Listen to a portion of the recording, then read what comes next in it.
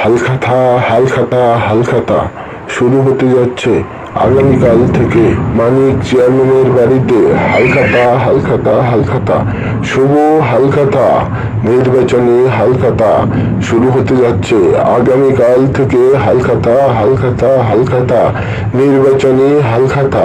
আজব কথা তো, চেয়ারম্যানের হালখাতা, এটা আবার কেমন হালখাতা? শোনো নাই যখন শুনবা, কালকে চেয়ারম্যানের বাড়ি গেলেই শুনতে পারবা কিসের হালখাতা। 5 বার মেম্বারে ফেল করে চেয়ারম্যান হয়েছে, মনে হয় ভালো কিছু খাবার আয়োজন করছে। কালকে তো আমরা যাবো, যাইলেই বুঝতে পারবো কিসের হালখাতা। সময়টা তখন হলো না, কখন থেকে হালখাতা শুরু করব। আমরা না জানলেও কত মানুষ জানে কয়টার থেকে হালখাতা শুরু।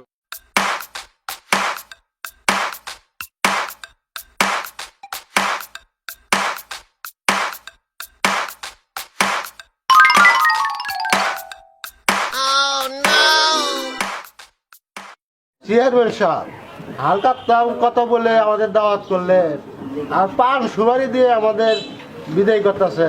দূর মিয়া, পান পাইতেছ এটাই তো বেশি। যা খাওয়ার নির্বাচনের আগেই তো খাইয়া শেষ করে দিছ। যে জন্য তুমি করে ডাকছি, তোমরা কি এলাকার উন্নয়ন চাও না চাও না?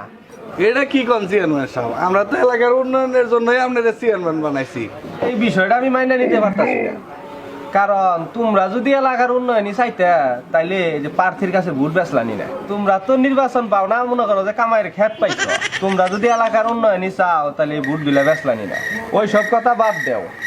নির্বাচনের আগ দেয়া তোমরা যে আমার কাছ থেকে টাকা নিছ, ওই টাকাটা এখন কি ভাই দিবা সেই কথা কও। তুমগরে আমি যে টাকা দিছি, টাকাটা কি তোমরা আপুসে দিবা না তুঙ্গের কাছ থেকে আমার তুইলা নেন রাখবো?